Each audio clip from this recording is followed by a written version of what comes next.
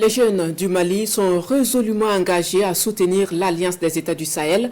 La parole est donnée à certains d'entre eux dans la ville de Bamako et à Kati, une ville garnison.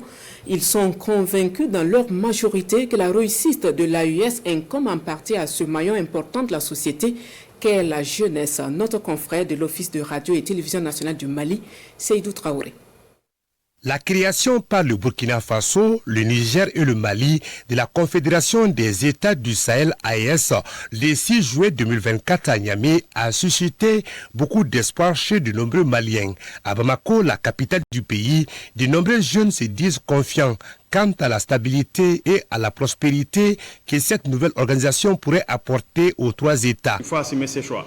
Et je pense que ces trois États ont décidé d'assumer leurs choix, ont décidé de prendre en main leur destin, ont décidé de s'inscrire dans une dynamique pour sauver leur pays, et dans une dynamique aussi pour apporter le salut, pour apporter la paix à leur peuple et à leur population. Le décor est déjà planté.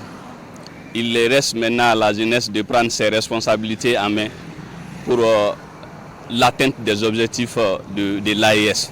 Vu que d'abord que nos trois chefs d'État ont eu cette initiative, vraiment moi je suis contente de cela parce que cela veut dire que l'Afrique commence, je dirais l'Afrique en quelque sorte, commence à vraiment prendre son indépendance en main.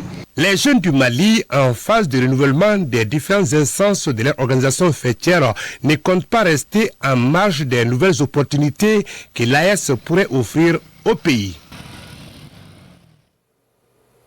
Nous partons à présent pour le Niger. La société des mines de l'Aïr sera-t-elle en grande difficulté financière si l'on en tient à la version de l'Orano, la société mère? Le pire est à venir pour la Somaïr. La raison avancée selon elle, l'uranium nigérien n'est plus exporté depuis les avènements du 26 juillet 2023. Mais dans ce commentaire de notre confrère du Niger, Abdoulaye Koulibaly, vous trouverez des éléments qui mettent en doute cette information confiée à l'AFP. Suivant.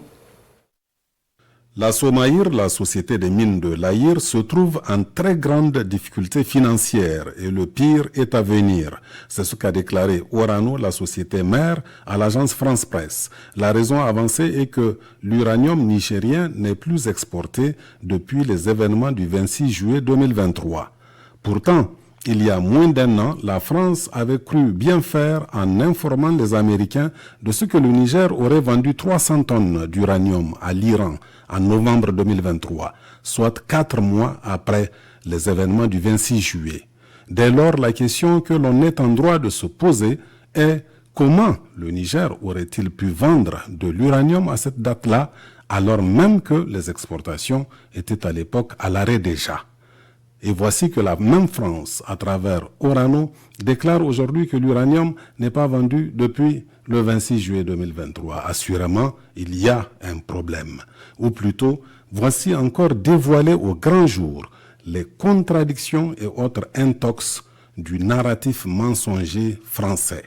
À cet égard, le premier sommet de l'Alliance des États du Sahel, AES, tenu le 6 juillet dernier à Niamey, a été bien inspiré en préconisant une stratégie de communication pour déconstruire le narratif occidental sur le Sahel.